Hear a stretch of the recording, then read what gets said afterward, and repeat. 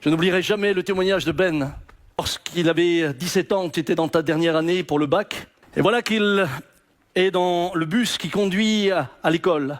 Alors qu'il est dans le bus, l'Esprit de Dieu lui parle. Il y avait un de ses professeurs qui, depuis plusieurs semaines, n'était plus présent. Et là, dans le bus, avec un de ses amis, ils vont à l'école. Et quand ils sont dans le bus, le Saint-Esprit lui dit « Va visiter ton professeur ». D'abord, il lutte. Il lutte. Est-ce que ça vient de moi? Est-ce que ça vient de Dieu? Parce qu'on reste humain. Mais la voix revient, insiste. Le Saint-Esprit insiste. Et Ben dit « J'irai après les cours ». Et le Saint-Esprit lui dit « Non, pas après les cours, maintenant ». Il dit à son copain « Écoute, tu vas en cours, moi je dois partir à quelque part ». Et il reprend le bus et il part dans l'autre sens. Il savait à peu près où il habitait. Lorsqu'il arrive là-bas, eh bien la voiture du professeur n'est pas là. Ce qui laisse dire qu'il n'y a personne. Mais il est convaincu qu'il faut quand même aller sonner. Et il va sonner.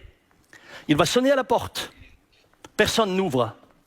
Quand tu sonnes à une porte et personne n'ouvre, qu'est-ce que tu fais normalement? Un être normalement constitué. Tu repars.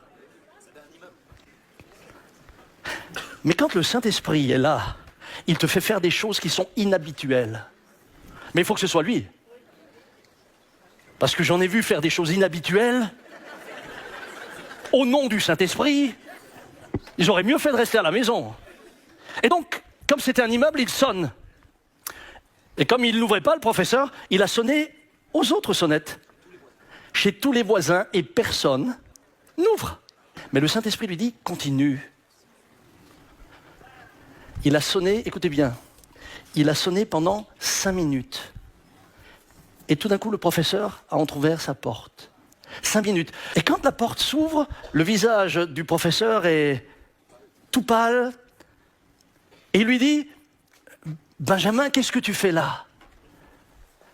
Et là, il lui dit, je viens vous visiter. Et le professeur lui dit, c'est trop tard. Il veut refermer la porte. À ce moment-là, Benjamin a le réflexe, il met le pied dans la porte. Il force et il rentre. Le professeur était en train de se suicider. Il venait de prendre je ne sais combien de médicaments, beaucoup de médicaments. Et il avait déjà tout avalé.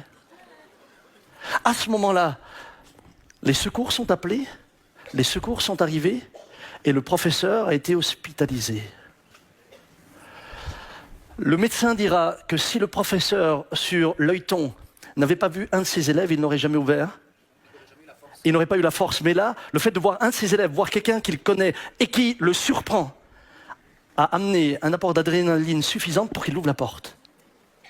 Le professeur a été sauvé. Benjamin est allé le visiter, le professeur lui dit « Merci Benjamin, tu m'as sauvé ». Et c'est là qu'il a pu lui dire « C'est pas moi qui vous ai sauvé, c'est celui qui m'a envoyé chez vous qui m'a sauvé ». Les actes des apôtres ne sont pas terminés. C'est pas fini. Mais Dieu cherche des hommes et des femmes capables d'écouter. Dieu cherche des hommes et des femmes remplis du Saint-Esprit. Dieu cherche des hommes et des femmes qui sont rafraîchis dans la communion avec Dieu.